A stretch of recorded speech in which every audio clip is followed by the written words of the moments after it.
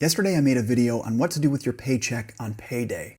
And as I went through the scenario of someone named Sam, I saw something that really stood out to me that I wanted to share very quickly with you today. That is, in this scenario, Sam was able to clearly see an upcoming potential problem that she could avoid if she just followed her plan. So let me bring up the sheet and show it to you. This is Sam's scenario, and I'll give you a quick tour.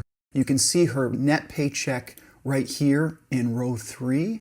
You can see her rent in row 5. You can see all of her expenses like her car payment, insurance, and cell phone, her electric bill. You can see she's got an amount going to savings or credit card. She's usually got it paid off. And then her discretionary amount for food, gas, and entertainment. And then some irregular expected expenses like, in this case, a birthday and Amazon Prime. You can see her account balances down at the bottom. And so the reason that I wanted to show this to you is you can see her account balance in checking stays up here between $500 and $1,000 for this pay period. You can see this pay period is February 8th. And it gets down to $500 for the next one. But watch this. As we go to March, she's at $1,000, and then she gets a little lower, $396. And in April, look at this April 19th pay period here. We've got a problem all of a sudden. We get down as low as $278.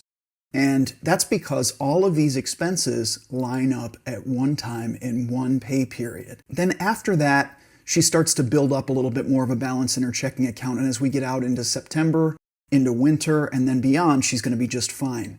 But for now, you can see that Sam's got an issue coming up, or a potential issue. Now, right now, it's fine.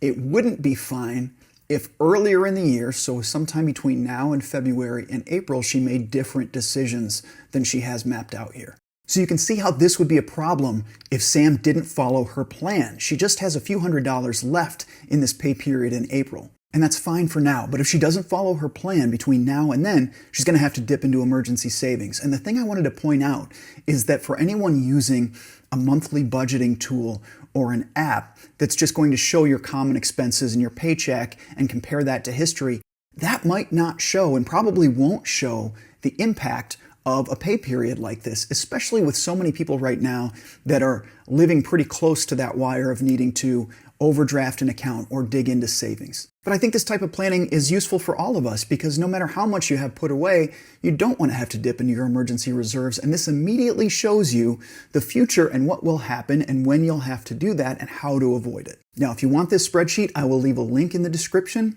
If you want to learn how to build this spreadsheet from scratch, I'll leave a link as well. If you want the full video and scenario, I'll put it right here. And of course, for more scenarios like this, just hit subscribe. Thanks for watching.